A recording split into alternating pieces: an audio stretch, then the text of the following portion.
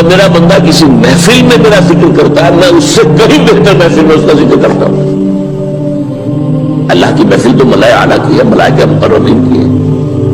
بہرحال اللہ کو تم اپنے دل میں مستحضر رکھو، اللہ تعالیٰ تمہیں بھی یاد رکھے۔ دوبارہ فرمایا احفظ اللہ تجدہ امامک تجاہک، اللہ کو یاد رکھو تو اپنے سامنے موجود پاؤ گے، جب چاہو دعا کرو تو احفظ اللہ تجدہ امامک یا تجاہک، اپنے سامنے موجود پاؤ گے۔ اذا سألت فاسأل اللہ، اب آ گیا وہ مرکزی بندہ۔ دیکھو جب مانگو اللہ سے مانگو، غیر اللہ کے سامنے ہاتھ دراز کرو ہی مت۔ ایک حدیث میں آتا یعنی حرام نہیں ہے، دنیاوی قواعد اصول قوانین کے تحت کسی سے مدد چاہنا، کوئی سوال کرنا حرام نہیں ہے۔ آپ سوال کریں، مدد لیں، اسی پر دنیا قائم ہے، ایک دوسرے کے ساتھ تعاون کے ساتھ۔ لیکن اونچا مقام کیا ہے؟ کسی سے سوال مت کرو سوال اللہ، یہاں تک کہ جوتے مانگنے کا تسمہ تمہیں درکار ہے تو بھی کسی سے مت مانگو، اللہ سے مانگو۔ کیا پتہ اللہ کس کے دل میں ڈال دے اور وہ آ کے تمہیں تسمہ پیش کر دے۔ ہوتا ہے ایسا، بس اوقات ہوتا جو اللہ کے ساتھ لو لگا کر رکھنے والے ہیں ان کے تو ایسے واقعات ہوتے ہیں کہ دل میں ایک بات آئی اور اس کے بعد وہی بات جو ہے وہ کوئی شخص آ گیا اس نے وہ بات پوری کر دی، کیونکہ لوگوں کے دل جو ہے اللہ کے دو انگلیوں کے مابین جو چاہتا پھر دیتا۔ کیا پتا اللہ کسی فرشتے کو انسانی شکل میں بھیج دے، آتا ہے فرشتہ آتا ہے انسانی شکل میں، آپ کی تکلیف کو رفع کر دے، آپ کی ضرورت کو پورا کر دے، کسی سے مانگو، کسی اور سے مانگو۔ یہ ہے توحید کا لب لباب۔ یہ سمجھیے اسلام کی جڑ کیا ہے؟ ایمان۔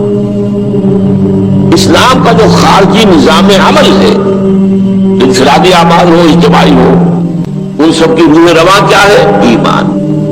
ایک بات بولی، ایمان کا خلاصہ لب لباب کیا ہے؟ ایمان باللہ۔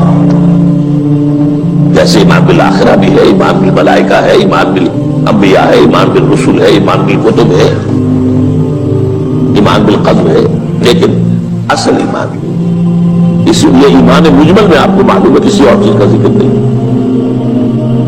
آمنت باللہ کما ہوا باسمائہ وصفاتہ وقبلت جمیع احکامہ اقرار باللسان وتصدیق بالقلب۔ یہ ایمان مجمل ہے، اجمالی طور پر ایمان اس کا نام ہے۔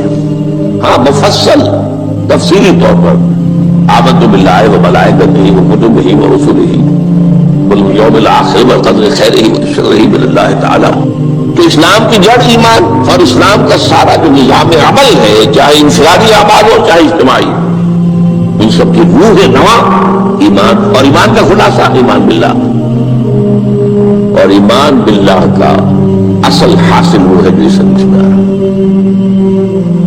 اس کے دو تقاضے، عبادت صرف اسی کی، استعانت صرف اسی سے۔ اس لیے میں نے سورہ فاتحہ میں تذکرہ شروع کیا، یہ عبادت کا جوہر ہے، عبادت کا جو ہے یہ ایمان کا حاصل، عبادت صرف اس کی ہے اور استعانت صرف اس سے۔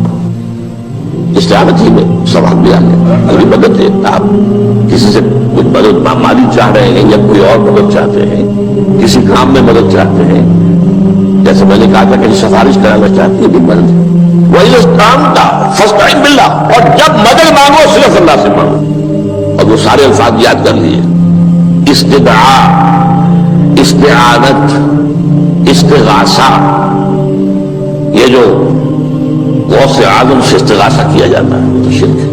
استغاثہ اللہ سے، دعائی اللہ کی، اس اعتبار سے استمداد، استعانت، استدعاء، استغاثہ، یہ سب اللہ سے، صرف اللہ سے۔ عبادت صرف اللہ، ایاک نعبد، اور استعانت صرف اللہ سے، مانگو صرف اللہ سے، جب مدد طلب کرو صرف اللہ سے۔ اور جان لو اگر تمام لوگ جمع ہو کر تمہیں کوئی فائدہ پہنچا ہو جائے نہیں پہنچا سکتے، الا بشیء قد كتب اللہ لک، وَإِذِ اجْتَمَعُوا عَلَىٰ أَن يَضُرُّوكَ بِشَيْءٍ لَمْ يَضُرُّوكَ إِلَّا بِشَيْءٍ قَدْ كَتَبَ اللَّهُ عَلَيْكَ۔ اگر سب مل کر چاہے تمہیں کوئی نقصان پہنچا دے نہیں پہنچا سکتے مگر وہ ایک جو اللہ نے تمہارے لیے